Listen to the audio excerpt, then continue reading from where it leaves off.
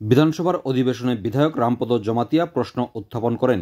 রাজ্যে ত্রিস্তরীয় গ্রাম পঞ্চায়েত নির্বাচন, জেলা পরিষদে সভাধিপতি, সহসভাধিপতি, চেয়ারম্যান, ভাইস চেয়ারম্যান, পঞ্চায়েত প্রধান এবং উপপ্রধানদের ভাতা বৃদ্ধি করার কোনো ধরনের পরিকল্পনা সরকারের রয়েছে কিনা এবং সেটি থাকলে কবে নাগাদ হবে, এ বিষয়ে রাজ্যের মুখ্যমন্ত্রী প্রফেসর ডক্টর মানিক সাহা প্রশ্নের উত্তর দিতে গিয়ে বলেন, ইতিমধ্যেই রাজ্য সরকারের এই বিষয়ে পরিকল্পনা রয়েছে।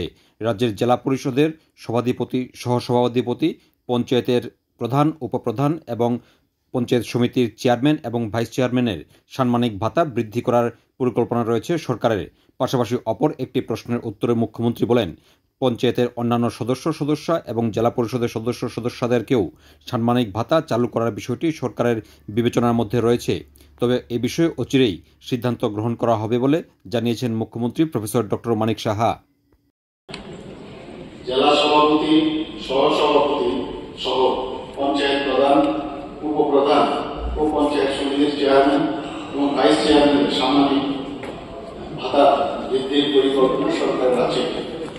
উত্তর হচ্ছে, জেলা সভাপতি, সহসভাপতি সহ পঞ্চায়েত প্রধান, উপপ্রধান ও পঞ্চায়েত সমিতির চেয়ারম্যান, ভাইস চেয়ারম্যানদের সাম্মানিক ভাতা বৃদ্ধির বিষয়ে সরকারের পরিকল্পনা আছে।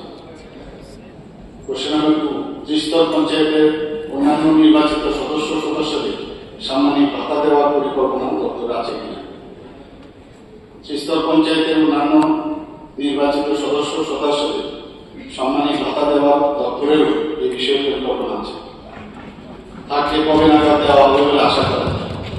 বিষয়টি এখনো সরকারের বিবেচনাধীন এবং অচিরেই এই বিষয়ে সিদ্ধান্ত নেওয়ার পরিকল্পনা আছে। না থাকে তার কারণ